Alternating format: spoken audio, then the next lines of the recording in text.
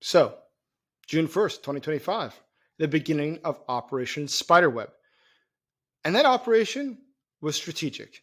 It wasn't just a tactical win. Because with less than a couple hundred carefully flown and operated drones, Ukraine did more than just target some Russian air bases or blow up some Russian bombers. But what it did was something different. It reminded Russia that despite what its leaders had promised them, Russia is not invincible. And by no means Russia is guaranteed to win this war. And we see there's also been long-term effects of this attack. So Russia's military generals, they're scrambling right now. They have no justification for how this was possible, how their national defense, which is usually engaged in offensive war against Ukraine, was not able to defend their own borders. At the same time, we see the Russian intelligence service in a very similar situation. But there's a good part. The intelligence service is taking advantage of this to begin turf wars with the military. And the fighting between those two different factions, the military and the intelligence service, could very easily lead to a destabilizing situation within Russia, something that we'll definitely dive more into in the future. But how about the political leadership? And that's another angle. So they're in a state of panic. They really don't know how to respond. What do you say to the public now? How do you justify this? And it's very funny when you see the Russian news. They say, well, really, the Ukrainians are like terrorists. They're blowing up things in our country. These acts of terrorism are something that they will be held responsible for. But the population knows very well that Russia is engaged in bombing 7 days a week Ukraine. And this is sort of what happens when you start a fight. But there's something else. And this is very important. It is actually, in fact, key if you wish to understand the war and to understand Ukraine and Russia, which is that Ukraine physically is outnumbered. By sheer force alone, it's not possible for Ukraine to force the Russians out and then to assure that they will never re-enter the country. And so ultimately, one more drone strike on the battlefield, on a tank, or on a Russian trench will not give Ukraine victory. Something different is necessary. Something more is necessary. So ultimately, Ukraine's victory will come when Ukraine can force Russia to no longer wish to fight the war. And how's that possible? When Russia is no longer able to fight the war. And that's why it's necessary for Ukraine to create a paradigm shift. The key thing is that it needs to change totally the war. It cannot be won just on the battlefield. It must be done by changing and attacking the foundations of the Putin War Machine. So how does Ukraine do that? What's necessary? You have to go after Russia's ability to wage the war. And what's that mean? It means attacking the Russian economy. My name is Jason Smart. I'm a special correspondent for the Kiev Post. And I've spent over 20 years studying as well as opposing the Putin regime and other authoritarian governments. And that mission has managed to get me blacklisted from Russia, banned from Belarus, kicked out of Uzbekistan, and it's been quite a ride. But now, before we dig into what's going to happen next, what Ukraine can do, and how we can help Ukraine to win in beating the Putin regime, help me bring this message to more people by please liking and subscribing. Thank you. So, back to where we were. What is key to know is that the Putin war machine has one thing that it needs, and it cannot live without. The Putin war machine runs on oil, much more than just for its tanks and its jets. The entire economy of Russia is dependent on oil. Oil sales are what makes the world go around for the Russians. So when oil and gas, which make up more than a third of Russia's federal budget, when oil and gas prices fall or people stop buying it or Russia's not able to produce more of it, that changes the dynamics. Because that oil is necessary. Without that, how could Russia possibly pay for the conscriptions? How could they possibly pay for the missile production? How about the salaries for soldiers or the veterans' compensations? So when you cut off that stream of money, you're not just grounding a few jets. You're starving the entire system. Oil isn't just energy. It's economic power. And history shows us what happens to other oil-dependent dictators when they lose their lifeline.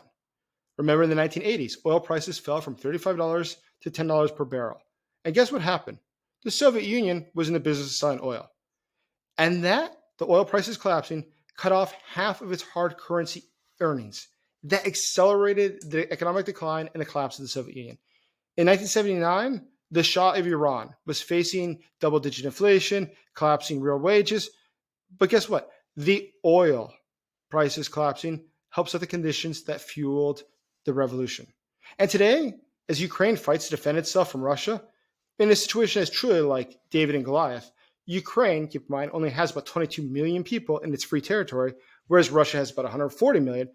A total military victory where Ukraine pushes every last Russian soldier out by force just isn't feasible. But a victory that breaks the economic engine behind the invasion, that's very possible. Ukraine can win by making Russia unable to fight longer, unable to afford the war. And Ukraine understands this. And that's why it understands that trench warfare isn't the decisive victory factor. One more drone strike will not change the outcome of the war. But a strike on an oil terminal or a refinery, that could force the Kremlin to choose.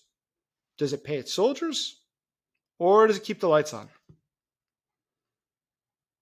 The refineries that have been struck already inside of Russia, Ryazan, Volgograd, and others, they're the fiscal lifeblood of the Kremlin. Russia's oil isn't used primarily to fuel its tanks or its airplanes.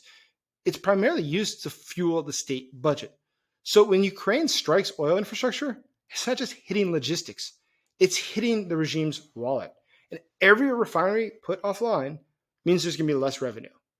Every export terminal disrupted means fewer dollars. And this goes beyond oil. Russia's economy is held together by several different pillars, and each one is vulnerable and each one is susceptible to attack. So the railways, obviously necessary to transport the coal, the metals, the oil, and it can also disrupt the entire national supply chain if attacked. The bridges, which are in a poor state of affairs, can also be attacked. And with that, guess what? Russia's entire internal trade dynamics fall apart. Military logistics collapse. So attacks on bridges, it can really change things. And we also know there's another target that should definitely be struck, which are the natural gas compressor stations. Those are the critical nodes in Russia's export infrastructure. Damage to them could halt, or at a minimum delay, the ability to export gas necessary for the Russian economy to survive. But more than that, Ukraine has the tools necessary to realize these operations, to successfully execute them. We know that they have drones. We know that, in fact, they have some great intelligence that they gather themselves of what's occurring inside of Russia. We know they have the willpower to do this, but what they still lack is Western political permission to strike economic targets inside of Russia. Washington has hesitated all the time about the fear of escalation or what will Putin do, but that fear has cost not only time but lives. Because every time that Ukraine strikes a Russian economic artery, Russia's war effort suffers. A refinery goes up in flames, it means revenue is dropping. A pipeline is breached, export delays. A bridge is collapsed, supply chains are grinding to a halt. Putin's regime is already in economic trouble. The ruble has lost value due to Operation Spiderweb. In fact, during this war, the Moscow Stock Exchange has seen temporary halts multiple times due to panic selling. And real inflation within Russia, according to Professor Hankey at Johns Hopkins University, is probably about 27%. So foreign investment is dead, and we see that capital flight is accelerating. And state-owned oil companies, guess what? They're reporting losses. Why? Urals crude, the oil that typically comes from Russia, the value of it's gone down. And as the price goes down, they make less money. This is good. This is very good. But we can help to accelerate that by making it harder for Russia to sell oil. That's another side of this coin. And that's where there has actually been good news recently.